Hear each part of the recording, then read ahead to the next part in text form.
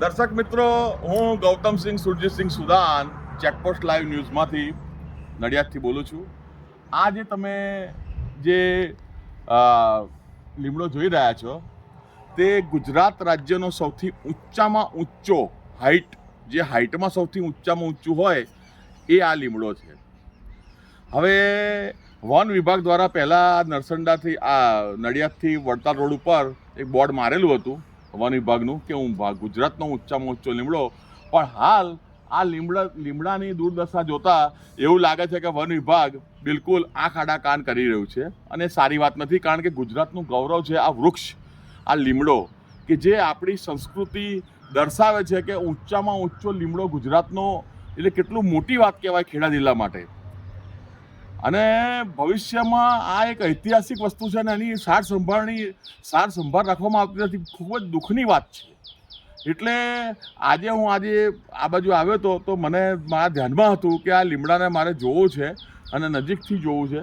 તો આજે હું આ ઐતિહાસિક વૃક્ષને અડી અને વૃક્ષને પ્રાર્થના કરીશ કે હજી પણ તમે ફૂલો ફાલો. થોડુંક નુકસાન થયું છે કદાચ કારણથી, વીજળી પડવાથી, પવનથી કે ગમે ત્યાંથી, પણ આ લીમડો હજી વધુ વિકાસ પામે એવી મારી ગૌતમસિંહની આ વૃક્ષને પ્રાર્થના છે. કારણ કે વૃક્ષમાં પણ જીવ હોય છે અને આપણી બધી વાતો સાંભળે છે.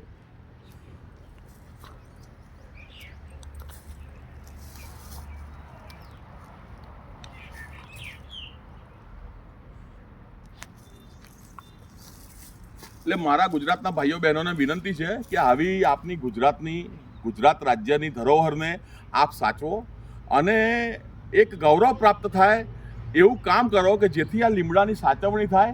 અને વન વિભાગને વિનંતી કે તમે પણ થોડું ધ્યાન આપો આ લીમડા ઉપર.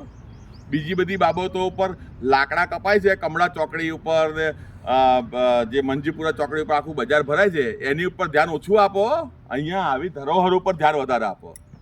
અને મારી માનનીય કલેક્ટર શ્રી નડિયાદ ખેડા જિલ્લા અને માનનીય બીજા પ્રશાસનિક અધિકારીઓને વિનંતી અને માનનીય ભૂપેન્દ્રભાઈ પટેલ મુખ્યમંત્રીશ્રીને વિનંતી કે ગુજરાતની આ ધરોહરને સાચવો અને ગુજરાતનું જે નામ છે એ સારી બાબતોમાં ગણવામાં આવે અને એ રીતે આપણે આ સાંસ્કૃતિક ધરોહરને બચાવીએ. અને વૃક્ષમાં પણ જીવ હોય છે, એ આપ સૌ જાણો છો કે વૃક્ષમાં પણ જીવ હોય છે, બરાબર છે. એટલા માટે આપણે આની રક્ષા કરવી જોઈએ, એ આપણી ફરજમાં આવે. જય હિન્દ, જય Bharat. Checkpost live Nadiad, cameraman Sagar Thakor સાથે.